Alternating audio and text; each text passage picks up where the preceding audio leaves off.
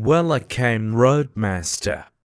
Normally, when it comes to German cars, it's the German automakers that are paving the way for the engineering advancements that other companies eventually tried to copy. But in the curious case of the Auto Union 1000 SP, that couldn't be further from the truth. In fact, it was really the other way around. This sleek German two-door was actually just a ripoff of the newly introduced 1955 Ford Thunderbird. Put the two cars side by side, and well, the similarities are uncanny. That was until you popped the hood, because what lied underneath was certainly no V8. No, it was something much weirder. But first, we need to dive into exactly why Auto Union, who was the company that included Audi at the time, copied the Ford Thunderbird in the first place. Auto Union was a relic of the World War II fascist Germany days, where a corporate industry was conglomerated into a concerted effort to serve the state. Four key brands made up Auto Union, and they were Audi, Porsche, Wanderer, and DKW. Not many of the offerings that came out of Auto Union were particularly interesting, and lots of them were really just bland commuter cars, designed to be financially viable in a wrecked post-war German economy. William Werner, who was in charge of Auto Union, traveled to the United States around 1955, which just so happened to be when the brand new Ford Thunderbird was released. And once he laid eyes on the T-Bird, he knew that this was the future of automobile design, not whatever Auto Union was making at the time. He rushed back home to Germany and informed the team at Auto Union that they needed something like the Thunderbird. Werner's fascination with the Thunderbird was then handed off to the chief designer of Auto Union, Joseph Dienst, who was tasked with creating a German version that went in the direction of the Thunderbird. And that is exactly what he did. In fact, maybe he even did it a little too well, because by 1957, the Auto Union 1000 SP was ready to finally be unveiled to the world at the Frankfurt Motor Show. And when the cover was pulled off of it, the 1000 SP captivated customers and journalists alike. Now, the 1000 SP was a great-looking car. It was sleek, it was sporty, and it looked miles better than anything else that Auto Union had really ever made in recent years, partially because the design is very evidently ripped off from the first-gen Thunderbird, with the exception of the roofline of the Auto Union car, which I actually think looks better than the T-Birds. The similarities between the two are painfully evident. The front fascia, including the grille, headlights, and indicators, is almost identical to the T-Bird. Both cars sport a very defined hood scoop, and the side profile is also exceptionally similar for both cars, with just the fins on the Auto Union car having more sharpness and definition to them.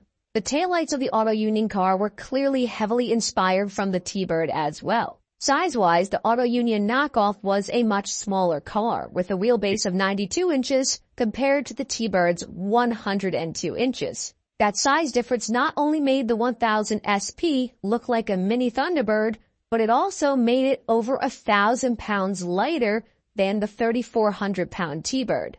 Now, with the Auto Union car being about 2,000 pounds, you might think that with such little weight that this car would be a rocket ship. However, it was not, because the one thing that Auto Union couldn't match from the T-Bird was that glorious American V8.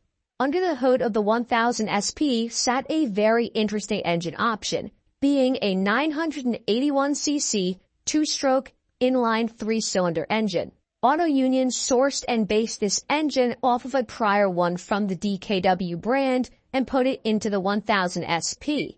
With a two-barrel carburetor on top, this little three-cylinder produced a whole 55 horsepower, which was enough to limp the 1000 SP along from 0 to 60 in 20 seconds, and it could reach a top speed of around 87 miles per hour. So realistically, the 1000 SP was the opposite of fast, partially because the chassis that underpinned the car was the generic Auto Union 1000 chassis that was also used for their less exciting economy cars. This chassis also meant that this Thunderbird clone was a front-wheel drive vehicle instead of being a rear-wheel drive one, It did, however, offer a column-shifted 4-speed manual.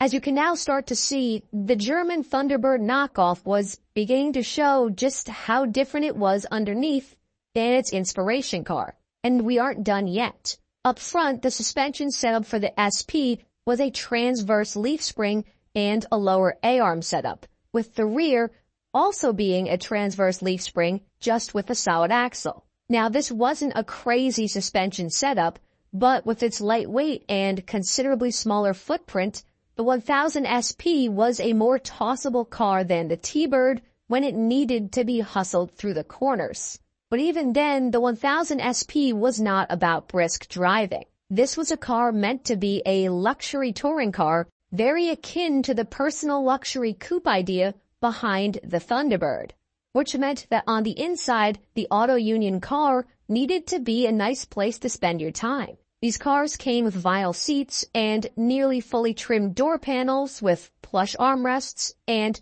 nice chrome accents throughout.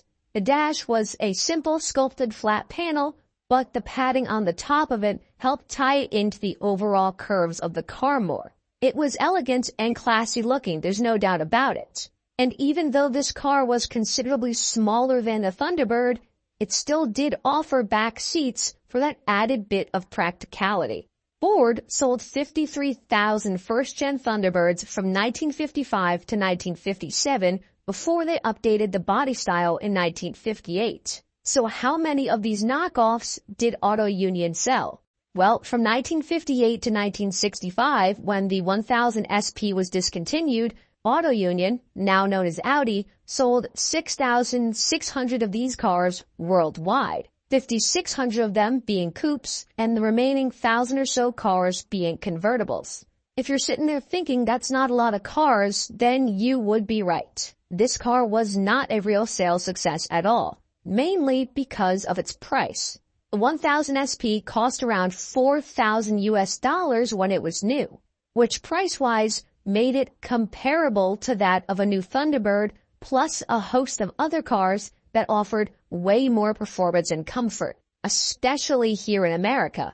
Plus, the idea of a German two-stroke engine probably didn't bode well for many people, even though it was an extremely simple and easy-to-work-on unit. It just wasn't a great fit for the American market, and compared to the competition, it really wasn't ever the best choice. Auto Union was acquired by Volkswagen in 1965, and the poor sales numbers of the SP made it an easy vehicle for the new management to axe, thus ending the 7-year production lifespan of the 1000 SP. Now, I did rip on this car pretty hard, alluding to the fact that it really is a blatant knockoff of the T-Bird design-wise, and I do believe that. But at the same time, I can't deny that this is a neat little car, and because the underpinnings of it are so different than the Thunderbird, it's not really a one-to-one direct copy of the T-Bird, which I can respect. And with only 6,000 of these cars ever being made, they are pretty darn rare. Yet they remain relatively affordable, with nice examples hovering around the high teens to high $20,000 range. So let me know in the comments down below what you think of this car.